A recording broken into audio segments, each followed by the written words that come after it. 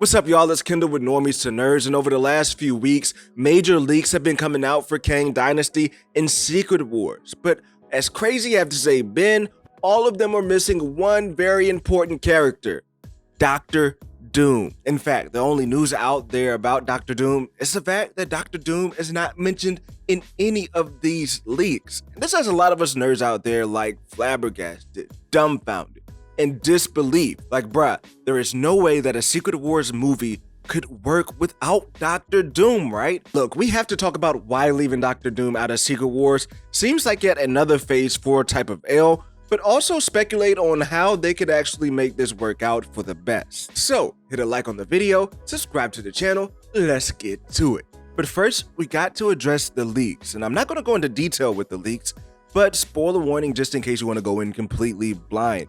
But there are a lot of videos out there about Kang Dynasty and Secret Wars that outline that Kang is indeed the main villain of both movies. The leaks also lay out that there will be a multiversal showdown. And when I say multiversal showdown, I mean a multiversal showdown. Like, I'm talking all of our fan favorites from the Fox X-Men characters, all of your Spider-Man. Dude, literally anybody that we've ever seen in a Marvel superhero movie or TV show is possible to come back in this movie, all except for Dr. Doom. Now look, if you're a comics fan and have read Jonathan Hickman's Secret Wars, then you're probably like me and have a massive issue with not having Dr. Doom heavily involved in not just the two movies, Kang Dynasty and Secret Wars, but Phase 5 itself. My issue with this is twofold, because without Dr. Doom, it feels like Marvel is giving us the short end of the stick when it comes to Secret Wars, because I mean, it is like the biggest Marvel comic book story ever told, and Avengers Secret Wars should be the biggest comic book movie event ever. And it pains me to say it, but not having Dr. Doom and these leaks having a large role feels like a very Phase 4 move. I mean, after going through a Phase 4 that seemed to be driving 5 miles below the speed limit, a lot of us Marvel hopefuls are holding out hope that they will start going all out and pick the momentum right back up. But to not have Dr. Doom in Secret Wars will be a huge slap in the face in my opinion, especially since we're getting the Fantastic Four and have been waiting since 2019 to see Dr. Doom in the MCU. But now the other fold in my twofold issue is straight comics, because Secret Wars is Dr. Doom and Dr. Doom is damn sure Secret Wars. And if you think I'm being unreasonable, let's talk about how integral Dr. Doom is to the Secret Wars comics and the lead up to Secret Wars Time Runs Out, because Dr. Doom basically is Secret Wars himself. Starting in Time Runs Out, when the Illuminati is trying to figure out how to stop incursions, an incursion literally happens in Latveria. And from that point on, Dr. Doom is the one who goes on his own path and figures out what incursions are. Dr. Doom is the one who creates a whole religion to hunt down Molecule Man variants throughout the multiverse and kill them in order to try and stop incursions. Shoot, Dr. Doom is the one who defeats the Beyonders and creates Battleworld. If Dr. Doom did not do that, then Reed Richards would literally have nothing to save at the end of Secret Wars.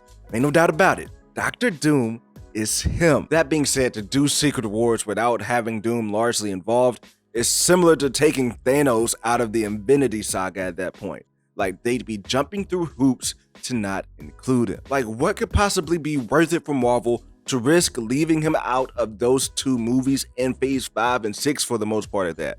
The only answer I could really come up with is that they are trying to avoid having two big bads in this phase and being used up in one story. Because yeah, like, it would be dope for fans to have Dr. Doom and Kang both be major villains. But I'm thinking that they're taking a gamble on not just Kang the Conqueror, but also Jonathan Majors, and that whatever they do with him will be enough to satisfy fans. But after Phase 4, and I'm sorry to keep coming back to it, but yo, after Phase 4 as a fan, I would hope that Marvel would not hold anything back from us anymore and lay it all on the line for Secret Wars, because again, like, I'm kind of scarred from Phase 4. But look, these leaks might actually not be that bad, because after I got out of my feelings and I stepped back from these leaks, I said, hold up, like, there is a way that they can make this work. Like, will I be pissed if Dr. Doom isn't having a large role in Kang Dynasty and Secret Wars? Yes. But if Kevin Feige were to come to me and say, yo, figure it out and introduce Dr. Doom after Secret Wars, this is what I would do to make y'all happy. And I promise, like after this part, y'all are going to be clipping this and sending it to Kevin Feige and 8 more. Now, before it gets hella sweaty in here, I think we need to do this first, all right? Let's all agree that after Secret Wars, somehow the multiverse is going to once again be brought into one timeline. And I mean, like, we already know how that could happen. Remember, according to He Who Remains and Loki, converging the timeline seems to be the only way to stop the ending of everything in the multiverse. That point is hella key because it's probably exactly how Secret Wars will come to an end, except it won't be Kang making a sacred timeline. Instead, I think it will be Dr. Doom and Wanda Maximoff who will recreate the sacred timeline to save the multiverse and lead to the MCU's version of Battleworld. But remember when I was talking about He Who Remains converging the timelines like he said in Loki? Listen to this line one more time. I weaponized Alliance, and I ended the multiversal war. Once I isolated our timeline, all I have to do is manage the flow of time and prevent any further branches. The key is there that this Kang, or it could be revealed that it was more than one, used technology to control Alliance and craft their sacred timeline by consistently pruning other branches. And when looking for a successor, He Who Remains offered the job to Sylvie and Loki. But I think it's this part that went over a lot of fans' heads. Like, he didn't offer it to him because he thought they would do a good job. He offered it to him because they displayed the power to be able to control Alliance. And I think that was really the only requirement that He Who Remains had for the job. Now, fast forward back to Wanda and Doom. They're two of the most powerful beings in Marvel and would easily know how to take control of Alliance, similar to how Loki and Sylvie did. Except in this situation, best believe Doom and Wanda will not fumble the bag like Sylvie and Loki. Instead, I could see them using the power of Alliance to take down the now rumored Kang the Beyonder. Look, Kang the Beyonder is going to be a big beast on a whole other level of himself. And I can see, again, this going down off screen as the Avengers and the multiversal Avengers as well, and the multiversal X-Men are out there fighting the Kang Beyonder. There's like no way they can win. I feel like they're going to put up a valiant effort, pull out all the stops with the most strongest superheroes and possibly villains too, but I just feel like there's no way they're truly going to be able to win that fight against Kang Beyonder. However, with Wanda and Doom harnessing the power of Alliance, I think they could use that and tie that into a story that allows them to use Wanda and Doom's magical power to harness the powers of Alliance to take the power from Kang the Beyonder and take it for themselves.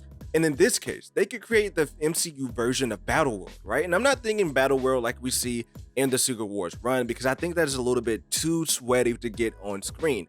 I'm thinking of a Battleworld where we do bring in a bunch of our favorite characters. So imagine this, during the fight with the Beyonder Kang, we have a blank screen pop up similar to what we had in Infinity War, right? And that blank screen pops up right when they're about to lose to Kang the Beyonder. But all of a sudden, through the lens of one of our Avengers, they're in a new world and it seems pretty much normal. Like everything seems back to normal until you start to see a Miles Morales fly across the screen. Until you start to see things about X-Men on the big screen. Until you start to see things about Latveria.